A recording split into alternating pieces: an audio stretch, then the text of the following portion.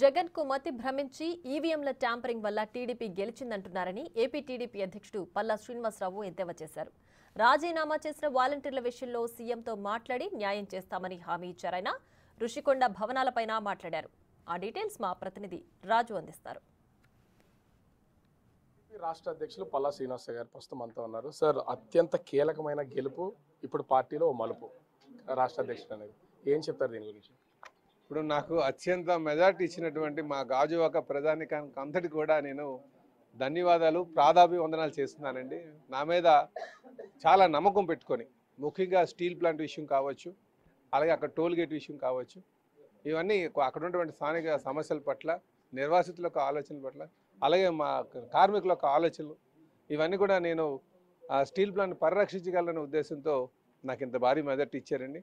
ఖచ్చితంగా ఆ నమ్మకం, నాకు ఏ నమ్మకంతో అయితే నన్ను గెలిపించారో ఆ నమ్మకం ఒమ్ము కాకుండా నేను వాళ్ళ ఆలోచనకు అనుగుణంగా నడిస్తే ఆ సమస్యలు ఏవవుతున్నాయి పరిష్కారం చేస్తానని చెప్పి ఈ సందర్భంగా తెలియజేస్తున్నానండి. ఇకపోతే ఈ ఉత్తరాంధ్రకి సంబంధించి ఒక ఉత్తరాంధ్ర ప్రాంతానికి సంబంధించినటువంటి నాకు ఈ రాష్ట్ర అధ్యక్షులుగా టీడీపీ రాష్ట్ర అధ్యక్షులు ఇవ్వడం నాకు చాలా సంతోషం అండి. ఎందుకంటే ఈ పార్టీ కీర్తిశేషులు నందమూరి తారక రామారావు గారు పెట్టినటువంటి పార్టీ. ఈ పార్టీ ఒక పవిత్రమైనటువంటి ఆలోచనతో పెట్టినటువంటి పార్టీ. ఇందులో నాకు అధ్యక్షుల పదవి దొక్కడం అంటే నాకు నా పూర్వజన్మ సుకృతంగా నేను భావిస్తానని చెప్పి ఈ సందర్భంగా తెలియజేస్తున్నానండి. ఒక పార్టీ రాష్ట్ర అధ్యక్షుడిగా ఈరోజు చాలా రోజుల తర్వాత రిజల్ట్ వచ్చిన చాలా రోజుల తర్వాత మాజీ సీఎం జగన్మోహన్ రెడ్డి ఈవీఎంల వల్లే టీడీపీ గెలిచిందని ఒక ట్విట్టర్ ద్వారా ఒక పెద్ద పోస్టే వేశారు. నిజంగానే మీరు ఈవీఎంల ద్వారా గెలిచారో ఆయన లేకపోతే ఆలోచన క్షీణించి ఈ విధమైనటువంటి వ్యాఖ్యలు చేస్తున్నారనుకోవచ్చు? ఆలోచన క్షీణించే ఇలా మాట్లాడుతున్నా అనుకోవాలి. అలాగైతే బీజేపీ వారు 240 సీట్లకి ఎందుకు 350 సీట్లు తెచ్చేసుకోవాలి కదా. కనుక ఇవన్నీ కూడా ఓటమి కారణాలు ఏంటో అన్వేషించుకోవాలి. మీ ఆలోచన విధానం దీనికి ప్రధానమైన కారణం అని భావించకంట ఆ ఈవీఎంల మీద పెట్టడం మంచి పద్ధతి కాదు. ఇప్పటికైనా మీ ఆలోచన మార్చుకోండి. 5 సంవత్సరాల అధికారం వస్తే ప్యాలెస్ దాటి రాకుండా కూర్చొని 72 మంది సలహాదారులు పెట్టుకొని ప్రజాధనాన్ని వృధా చేస్తూ సలహాదారులతో వాళ్ళ సలహాలు పాటిస్తూ మీరు ఖచ్చితంగా ప్రజలతో డిటాచ్ అయిపోయి, ప్రజలతో ఎక్కడున్నారండి? అధికారం కోసం 3 సంవత్సరాల పాటు పాదయాత్రలు చేశారు. అధికారం వచ్చిన తర్వాత ఎప్పుడైనా ప్రజల్లో తిరిగారా? పరదాల చాటును తిరుగుతూ ఒక నియంత పోకడలతో ముందుకు వెళ్తూ ప్రత్యర్థులను శత్రువులుగా చూసి అంచివేయాలని ఒక ఆలోచనతో వాళ్ళ మీద దాడులు చేస్తూ వాక్ స్వాతంత్రానికి విఘాతం కలిగిస్తూ ముందుకెళ్ళినటువంటి తీరు ప్రజలందరూ చూశారు. కనుక ఆయన బుద్ధి చెప్పి ఇంట్లో కూర్చోబెట్టారు.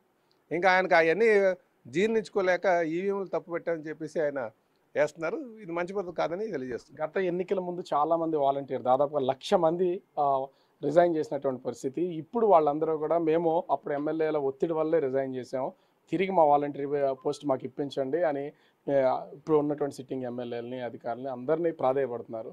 ఒక పార్టీ అధ్యక్షుడిగా మీ సీఎం గారికి ఏమైనా చెప్పదలిచారా? వీళ్ళ విషయంలో ఏమైనా ఆలోచించే అవకాశం ఉందా? ఖచ్చితంగా ఆలోచిస్తామండి. యువతని ఖాళీగా ఉంచకూడదు. వాళ్ళు ఏదో పని వాళ్ళకి పెడితేనే వాళ్ళ ఎనర్జీ ప్రాపర్గా యూటిలైజ్ అవుతుంది. హ్యూమన్ రిసోర్సెస్ యూటిలైజేషన్ అంటాం.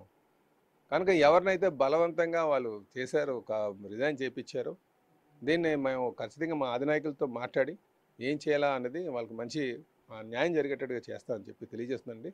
అలాగే వీళ్ళందరూ కూడా ప్రభుత్వంలో భాగస్వాములు అయ్యేట తర్వాత ముఖ్యంగా ఉద్యోగం రూపంలో ఉన్నటువంటి వారు కొంచెం పరిణితి కలిగిన వాళ్ళై ఉండాలి.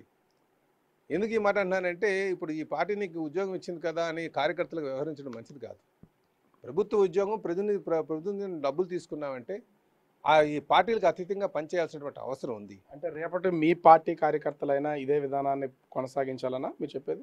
మేము వాలంటరీ వ్యవస్థ మా పార్టీలకి సంబంధించింది కాదు. మాకు వాలంటరీ వ్యవస్థ అంటే వీళ్ళు ఏం చేస్తారంటే పార్టీ కార్యకర్తలకు తయారు చేశారు. అందుకే 1,00,000 మందిని ఎందుకు రిజైన్ చేయించారు? మనం ఆలోచన చేసుకోవాలి. వాళ్ళు బ్లాక్మెయిల్ చేయడమే కదా. నువ్వు కార్యకర్తగా వ్యవహరించాలని చెప్పారు కదా. అందుకే ఈరోజు ఏమైంది, వాళ్ళ దగ్గర అనుకున్నారు కానీ అసలైన కార్యకర్త దూరం అయిపోయాడు.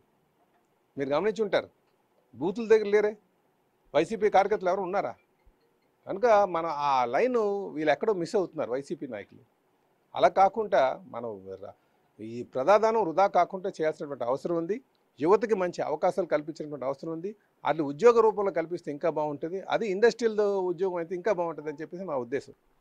మొత్తానికి చూడొచ్చు అనేక సమస్యలు ఉన్నాయి. రాష్ట్ర వ్యాప్తంగా ఉన్నటువంటి ప్రతి వాలంటీర్లకు సంబంధించి వాళ్ళు ఏ విధమైనటువంటి నిర్ణయం తీసుకున్నా, ఎందుకంటే వాళ్ళని ఖాళీగా ఉంచకూడదు, ఖచ్చితంగా సీఎం గారితో మాట్లాడి దానికి తగు నిర్ణయం తీసుకుంటాం. అదేవిధంగా ఇక్కడ రిషికొండ మీద నిర్మాణాల విషయంలో కూడా టూరిజానికి వెళ్తే చాలా మంచి జరుగుతుందని చెప్పడంతో పాటుగా స్టీల్ ప్లాంట్ ప్రైవేటీకరణ కాకుండా దాన్ని నిలుపుదల చేస్తాం, అదేమని టీడీపీ రాష్ట్ర అధ్యక్షుడు పల్లా శ్రీనివాస్ గారు చెప్తున్నటువంటి పరిస్థితి. కెమెరామెన్ అరుణ్తో రాజు, బిగ్ టీవీ, విశాఖపట్నం.